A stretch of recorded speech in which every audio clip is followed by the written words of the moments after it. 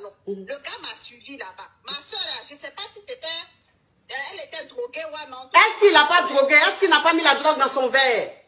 Je ne sais pas. Avec tous les bruits là, elle est dormée, elle ne s'est pas réveillée. Donc, il est venu me trouver au salon. Le gars a commencé à me brutaliser, il a commencé à me gifler, tirer mes cheveux. Je crie dans la maison.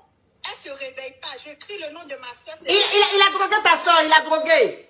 Ah, il a commencé à tirer mes cheveux, me brutaliser, me gifler. Mais tu que pour les filles d'Abidjan, là, vous n'avez pas dit que vous avez foutaise. Et puis, il faisait comme s'il était sa go, alors qu'on s'est vu une seule fois.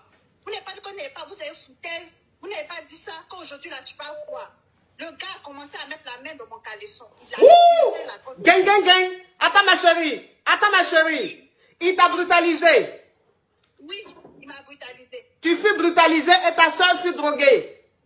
Voilà, elle était couchée, elle n'entendait rien. Ça veut dire qu'elle a été l'ivoirien, il ne mourut pas bien et puis il est avare.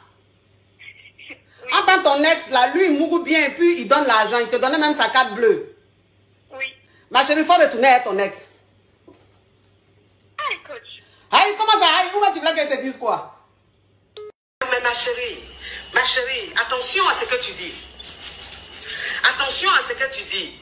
Je dis, il faut être fatal, mais je ne t'ai pas envoyé d'aller marier un homme. Tu n'as jamais framponné avec lui. Tu ne sais même pas même si c'est qui net ou même c'est Anaconda. Tu ne sais même pas si j'ai déposé les clés ou bien il est en pancaka. Et puis tu me dis, oui, quand je vous dis, on n'a qu'à être fatal. Moi, je suis fatal. Mais ma chérie, fallait d'abord me consulter avant d'aller faire ce gros mariage-là. Mais, ça c'est sûr.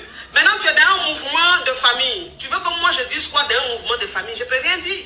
Maintenant, la moi qui est ici, il est fructueux. Il t'a ouvert un compte, il a mis 5 000 €. Bon, tu as dit ça c'est mon côté sensible. En temps normal, je te dis, tu me jettes ce YouBoss et puis tu restes à lui. Mais sauf que là, c'est une histoire un peu rocambolesque, c'est un peu carabiné. C'est-à-dire, il y a une histoire de mariage de famille. Donc, c'est plus fort que moi. C'est plus fort que moi, ma chérie. Le gars m'a suivi là-bas. Ma soeur, je ne sais pas si elle était droguée ou non. Est-ce qu'il n'a pas drogué? Est-ce qu'il n'a pas mis la drogue dans son verre? Je ne sais pas. Avec tous les bruits là, elle est dormée, elle ne s'est pas réveillée. Donc, il est venu me trouver au salon. Le gars a commencé à me brutaliser, il a commencé à me gifler, tirer mes cheveux. Je crie dans la maison. Elle ne se réveille pas. Je crie le nom de ma soeur. Il a drogué ta soeur, il a drogué. Ah, il a commencé à tirer mes cheveux, me brutaliser, me gifler. Mais tu que pour les filles d'Abidjan, là, vous n'avez pas dit que vous avez foutaise. Et puis, il faisait comme s'il était sa go, alors qu'on s'est vu une seule fois. Vous n'avez pas dit qu'on n'avait pas, vous avez foutaise. Vous n'avez pas dit ça, qu'aujourd'hui, là, tu parles quoi? Le gars a commencé à mettre la main dans mon caleçon. Il a tiré la côte. Gang, gang, gang. Attends, ma chérie. Attends, ma chérie. Il t'a brutalisé. Oui, il m'a brutalisé. Tu fus brutalisé et ta soeur fut droguée. Voilà, elle était couchée, elle n'entendait rien. Tout Ça traînait même à même le sol, par les cheveux, tout ça. Gang, gang, gang. Gang, gang, gang, gang, gang. Continue, oui. Il a tiré la corde de mon slip. Quand il tirait, malheureusement, ça a déchiré dans sa peau. Et il a commencé à saigner. Donc, moi, en rampant, me suis retrouvée dans la douche. Et quand je suis allée dans la douche, j'ai pris mon téléphone, je voulais appeler quelqu'un. Il a pris mon téléphone, il a cassé. Il cassa ton téléphone. Oui, et il cassa mon téléphone. Gang, gang, gang, gang, gang, gang. Oui, ma chérie, ça devient intéressant. Il faut ouvrir le gosier. Ou bien le gosier. Oui, ma coach. J'ai commencé à trembler sur moi. J'ai dit, mais qu'est-ce que tu fais? Il dit, lui, il va faire de moi ce qu'il veut, que lui, il a envie de moi. Tu as mis le haut-parleur. Attends, ma chérie. C'est haut-parleur, tu as mis ou bien tu as fait quoi? J'ai mis le haut-parleur, j'enlève. Il faut enlever le haut-parleur. Si tu as écouteur, enlève l'écouteur. Parle directement sur le téléphone. Oui, je parle directement. Voilà, c'est quand je parle, tu dis comment? Ça veut dire que tu ne comprends pas l'accent que je dis.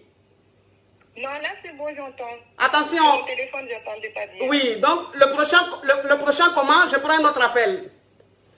Ok. Oui, parce que c'est gratuit. Donc, si c'est gratuit, il faut faire un effort pour entendre l'accent qui est en train de parler, donner les conseils.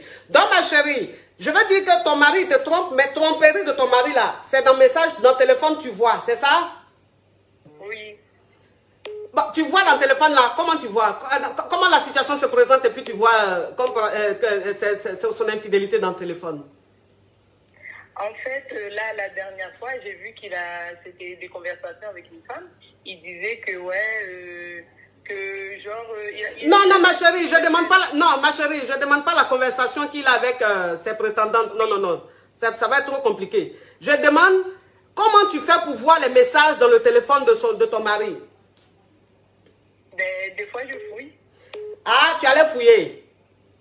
Oui, parce que des fois, il a un comportement vraiment distant avec moi. Et du coup, ça me met dans le doute. Ah. Donc, ça fait 2 ans que tu es marié, tu as jumeau et le monsieur là. Donc, tu es une grande fouilleuse dans le téléphone, c'est ça? Oui. Ah, ma chérie. Quand toi-même, tu sais que tu as le courage de fouiller là, il faut supporter le choc que tu reçois. Qui t'a envoyé aller fouiller dans le téléphone du monsieur là? Non, mais franchement, vous savez, moi, c'est ce que je vous dis toujours. Hein, moi, vous savez, c'est ce que je vous dis toujours. Je dis que moi-même, que vous voyez là, je suis mariée. Mais téléphone de mon mari, je ne fouille pas dedans. Je ne fouille pas dedans.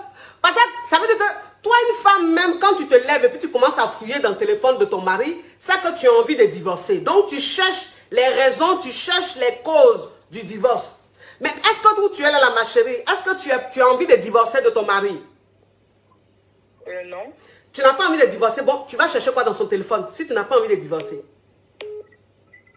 Ma chérie, arrête-moi ça, ce comportement de fouillage. Tu fouilles plus dans le téléphone de ton mari, il faut te concentrer sur ton foyer. Occupe-toi de tes enfants. Tant que ton mari te respecte, qu'il se comporte bien, il s'occupe bien de la famille, c'est le plus important. Laisse son téléphone, s'il te plaît, en paix. Parce que là-bas, c'est la guerre de Vietnam. Ok. Tu as compris, ma chérie? Oui, oui. Merci, coach. Oui.